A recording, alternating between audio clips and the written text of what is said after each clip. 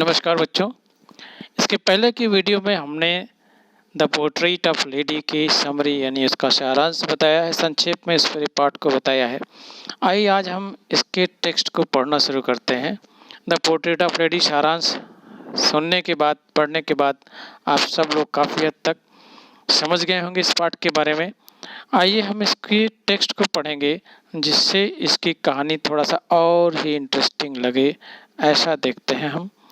तो सबसे पहले हम देखते हैं, इनमें कुछ इम्पोर्टेंट चीज़ें हैं जिनको हम आगे और बढ़िया ढंग से एक्सप्लेन करेंगे। टेक्स्ट शुरू करते हैं हम लोग।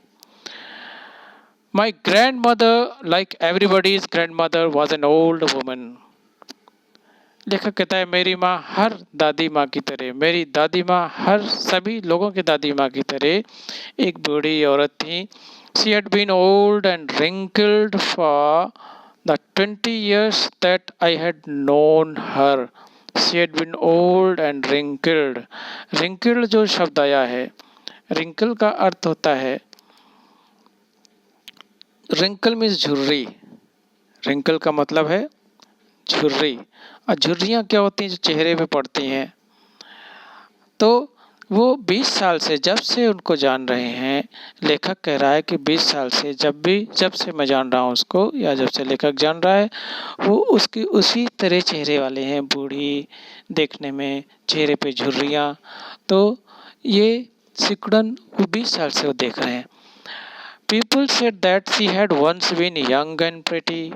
लेखक कह रहा है लोगों ने बताया कि वो कभी बहुत ही सुंदर, यंग एंड प्रिटी का मतलब यंग और नौजवान और सुंदर भी थी एक समय में वो। And had even had a husband, और उनके पति भी हुआ करते थे, अर्थात लेखक के ग्रैंड फादर बाबा जी।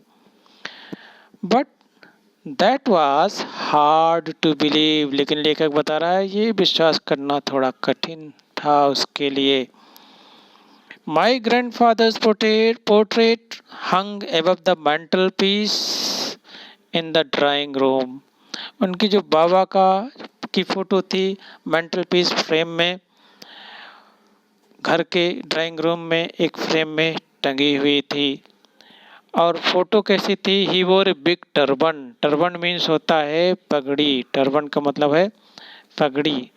वो एक बड़ी सी पगड़ी बांधे थे, यानी कि उनकी जो फोटो दिख रही थी उसमें एक बड़ी सी पगड़ी दिख रही है। एंड लूज फिटिंग क्लॉथ, और ढीला ढाला कपड़े पहने हुए थे। His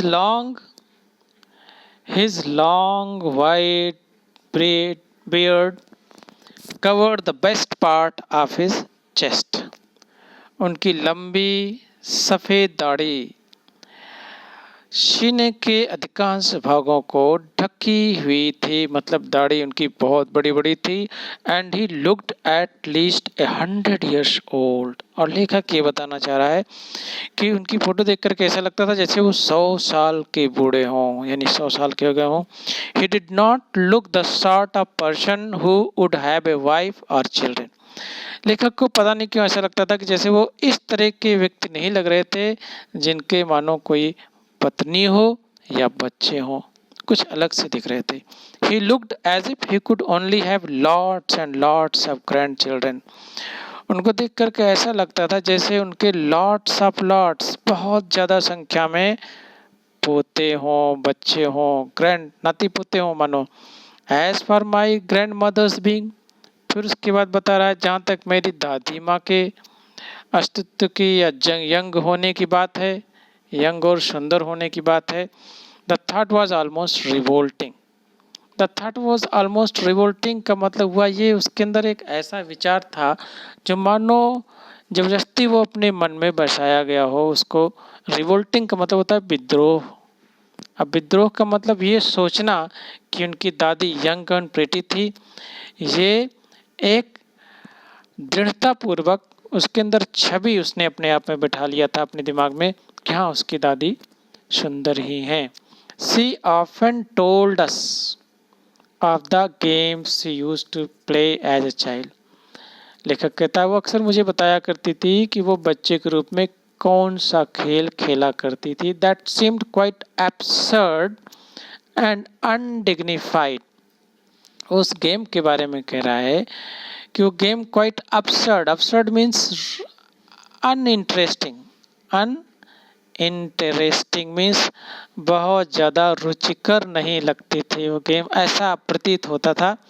and undignified, undignified means बहुत अच्छी श्रेणी के भी नहीं थी, मीन्स नॉर्मल, बहुत सामान्य से खेल वो खेला करती थी, ऐसा लगता था अनर part. And we treated it like the fables of the profits.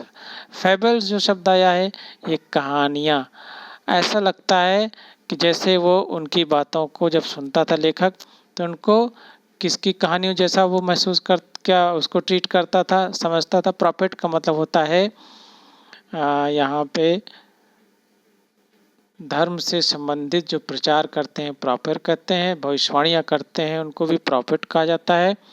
तो ये मानो किसी पैगंबर की कहानियाँ जैसी उसको लगती थी, लेखक ये कहना चाह रहा है। She had always been short and fat and slightly bent. वो अब उसकी पर्सनालिटी के बारे में बता रहा है लेखक कि वो ऑलवेज बीन शॉर्ट, छोटी नज़र आती थी, फैट थोड़ी मोटी थी, एंड स्लाइटली बेंट थोड़ा सा झुकी हुई भी रहती थी। Her face was criss cross of wrinkles, wrinkles हमने पहले ही बता दिया, झुर्रियाँ। क्रिस क्रॉस मीन्स जैसे ऐसे ऐसे लाइनें खींची गई हों इधर उधर की, तो ऐसी चारों तरफ से आने वाली झुर्रियाँ मानो उनके चेहरे पर थी, ऐसा लगता था। वो running from everywhere to everywhere, इधर उधर से आ रही हैं झुर्रियाँ, ऐसा लगता था। No we were certain she had always been as we had known her. फिर लेखक कहता है कि नहीं नहीं नहीं, वी वर सर्टेन, हम लोग को आश्वस्त थे, हम लोगों को विश्वास था। She had always been as we had known her, वो हमेशा ऐसी ही रही होंगी जैसे हम लोग उन्हें जानते रहे होंगे, मीन्स इसी रूप में कि क्रिस क्रॉस पैटर्न पे झुर्रियाँ हों उनके चेहरे पे। Old, so terribly old that she could not have grown older. और ये भी कह रहा है टेरिबली जो शब्द होता है हमेशा भयानक से मतलब नहीं होता है, बहुत ज़्यादा से होता है। मतलब वो इतना ज़्यादा बूढ़ी थी कि मानो इससे ज़्यादा बूढ़ी वो हो ही नहीं सकती थी, इतना बूढ़ी वो नजर आती थी। And had stayed at the same age for 20 years. और लेखक ये कह रहा है कि मानो 40 साल से वो इसी उम्र के पड़ाव में मानो ठहर सी गई हों, ऐसे ही उनका रूप पिछले 40 साल से रहा हो, ऐसा लेखक मान रहा है। She could never have been pretty, फिर कहता है वो कभी भी सुंदर हो ही नहीं सकती थी, नहीं रही होंगी। But she was always beautiful. Pretty और ब्यूटीफुल दो शब्द इस्तेमाल किया। प्रिटी को हम कह सकते हैं जो एक्सटर्नल ब्यूटी हो, और ब्यूटीफुल का मतलब कह सकते हैं कि वो इंटरनल ब्यूटी कि means she could never have been pretty, वो बहुत देखने में बहुत प्यारी भले न रही हूँ, but she was always beautiful, वो हमेशा सुंदर थी। She hobbled about the house, hobbled मतलब चक्कर लगाया करती थी घरों में इधर उधर। In spotless white with one hand resting on her waist to balance her stoop and the other telling the beads of her rosary. देखिए क्या कहा इसने। She hobbled about the house in spotless white with one hand. Spotless white का मतलब कि एकदम बेदाग सफ़ेद कपड़ों में वो घरों में घूमा करती थी। कैसे घूमा करती थी? With one hand resting on her waist, एक हाथ अपने कमर पे टिकाए हुए। किस लिए? To balance her stoop, stoop means bend, जो झुकी थी वो उनका जो झुकाव था उसको संतुलित करने के लिए मानो कमर पर हाथ रखे हुए टहल रही थी। And the other telling the beads of rosary, rosary कहते हैं माला को, तो जो माला की बीट्स है उसको मानो गिनती हुई जपती हुई दूसरा हाथ उस पर आता। तो ये एक पिक्चर ले आता है कि बूढ़ी दादी चल रही हों और दूसरा हाथ माला जपती हुई। हर सिल्वर लॉक्स, लॉक्स मतलब होता है बालों की लट।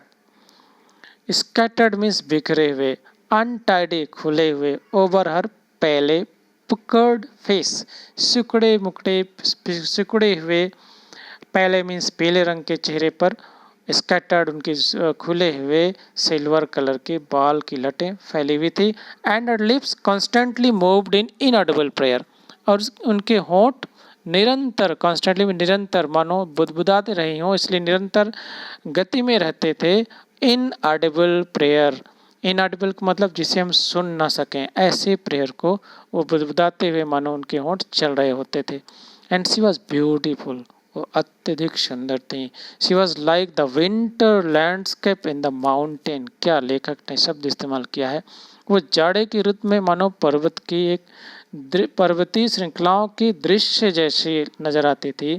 An expense of pure white serenity, expense means फैलाव, प्योर शुद्ध, वाइट सेरेनिटी सफ़ेद रंग की सौम्यता, पवित्रता का मानो विस्तार रूप नजर आ रही थी। वो ब्रीदिंग पीस एंड कंटेंटमेंट, शांत और संतुष्टि का एहसास करती हुई ऐसे नजर आ रही थी मानो उनकी प्रतिमूर्ति हो। तो सेरेनिटी मीन्स शांति। वाइट, क्यों winter landscape in the mountain कहा, जाड़े में माउंटेन पर्वत श्रृंखलाओं का प्रदेश कैसा रहता है, क्योंकि बर्फ से ढकी रहती हैं, इसलिए इनको ऐसी इमेज उनकी ऐसी चीज़ों से कल्पना की है। तो आज हम बस इतना ही करते हैं, आगे हम बाद में पढ़ाएंगे, अगला पार्ट बाद में लेंगे। तब तक के लिए नमस्कार।